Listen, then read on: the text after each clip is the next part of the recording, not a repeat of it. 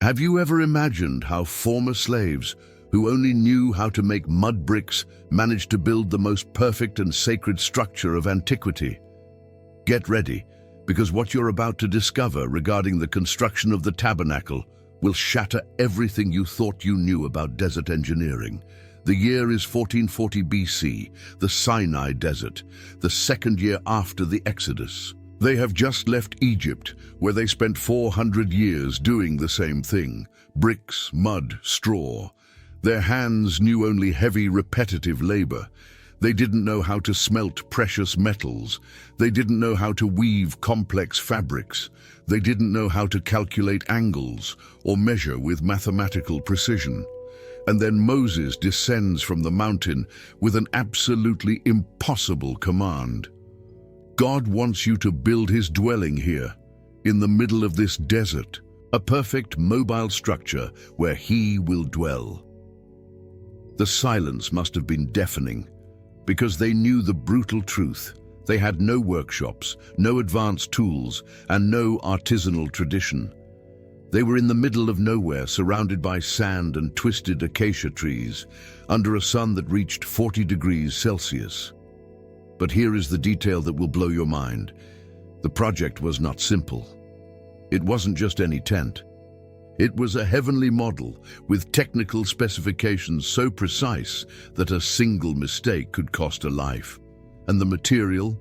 Pure gold, solid silver, refined bronze, fabrics in blue, purple, and scarlet with figures of cherubim woven into them. Acacia wood cut into boards 4.5 meters high, overlaid with gold. Do you understand the dimension of the impossible here?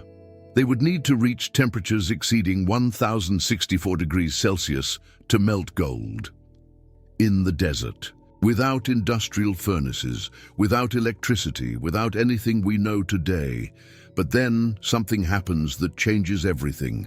God calls two men by name, Bezalel of the tribe of Judah and Oholiab of the tribe of Dan, and he does something he had never done before in history. He fills them with his spirit, not just to prophesy or lead, but to create, to build, to transform raw matter into sacred art. The Bible says that Bezalel was filled with wisdom, understanding, and knowledge in all kinds of craftsmanship. In Hebrew, these words carry an impressive technical weight: practical wisdom, engineering intelligence, applied knowledge. And Oholiab received something even more strategic: the ability to teach, because a project of this magnitude could not depend on just two people. It was necessary to multiply the knowledge, to create an entire generation of elite craftsmen from scratch. And that is exactly what happened. The metalworkers began to work. They took the techniques they observed in Egypt and adapted them to the extreme conditions of the desert. They built furnaces using stones from Sinai itself. They created goatskin bellows to pump air and increase the temperature. They used acacia charcoal, which burns hotter than ordinary wood.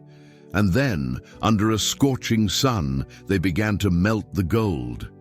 Imagine the scene. The heat of the furnace adding to the heat of the desert, men taking turns at the bellows, continuously pumping air, the gold beginning to melt, turning into a glowing, incandescent liquid, and then being poured into clay molds to create the sacred objects. But here is the detail that will give you chills. They could not afford to make a mistake. One air bubble, one impurity, or one wrong measurement, and everything would be lost. Because these pieces were not decorative. They had to function according to the pattern shown to Moses on the mountain, a heavenly pattern, perfect, absolute. Meanwhile, the skilled women of Israel began their own technical miracle. They took threads of the finest linen and began to weave gigantic curtains. Each curtain measured 14 meters long by 2 meters wide, and they were not simple fabrics. Every square inch carried complex figures of cherubim woven directly into the material, using threads of blue, purple, scarlet, and twisted linen. Have you ever tried simple embroidery? Now multiply that by 1,000. because these women were creating professional-level textile art without modern looms, without printed patterns, and without tutorials, armed only with their hands, their memory, and a mathematical precision that bordered on the supernatural. Each cherub had to be identical to the one before it. Each color had to be in the exact place, because these curtains would form the interior ceiling of the tabernacle, what people would see when they looked up in the holy place. And while the weavers and metalworkers worked, the carpenters faced their own private hell. Sinai acacia wood is not like pine or cedar. It is hard, extremely hard, full of knots, naturally twisted, thorny. It doesn't exist in straight, long trunks. It must be cut, planned, aligned, and then joined with absolute precision. And they needed to create boards 4.5 meters high, perfectly straight, then overlay each one with pure gold and make 48 of them for the walls of the tabernacle. Each board likely weighed over 100 kilograms after the gold plating, and they had to fit perfectly into silver bases weighing 35 kilograms, which would serve as a mobile foundation. Yes, you heard that right. A mobile foundation. Because the tabernacle was not a fixed temple. It was a completely collapsible structure that had to be assembled and disassembled hundreds of times over 40 years of wandering. Every piece had to be portable, but also incredibly resilient. The engineering solution was ingenious. Each board had 2 tenons at the base that connected to cast silver sockets. These bases worked like pressure pads, distributing the weight over the sand without sinking. And gold-overlaid acacia crossbars ran through the boards, creating structural rigidity even without a permanent foundation.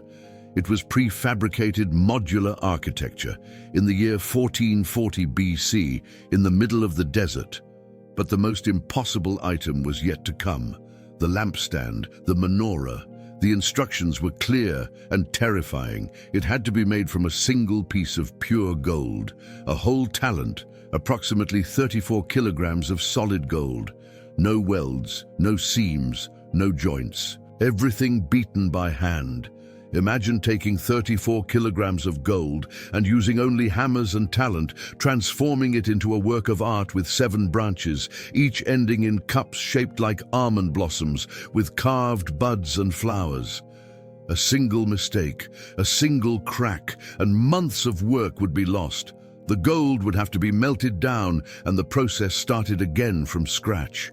Bezalel stood before that mass of shining gold. He took a deep breath, and he began to strike. Every strike was precise. Every curve was calculated, hour after hour, day after day, the gold being shaped, stretched, curved, and refined, his hands guided by a wisdom that transcended his life experience. And then, after countless hours of work, it was ready. The lampstand of pure gold, perfect, flawless, a single solid piece that would reflect God's light inside the holy place. But there was still the Ark. The Ark of the Covenant was the heart of everything. A box of acacia wood overlaid with gold inside and out. It measured 1 meter and 12 centimeters long by 67 centimeters wide and high. But the crucial detail was on the lid. The mercy seat, made of solid, pure gold, with 2 beaten cherubim at the ends, their wings outstretched covering the space between them. Because there, in that space between the wings of the cherubim, God promised that he would meet with Moses. It was the point of contact between heaven and earth, between the infinite and the finite, between the holy and the human, and no one could touch it without dying. The holiness concentrated in that object was so intense that there were specific protocols for carrying it. Gold-overlaid acacia poles passed through rings on the sides. The Levites would carry it on their shoulders, never by hand, because a single hand on the gold and the person would be instantly consumed.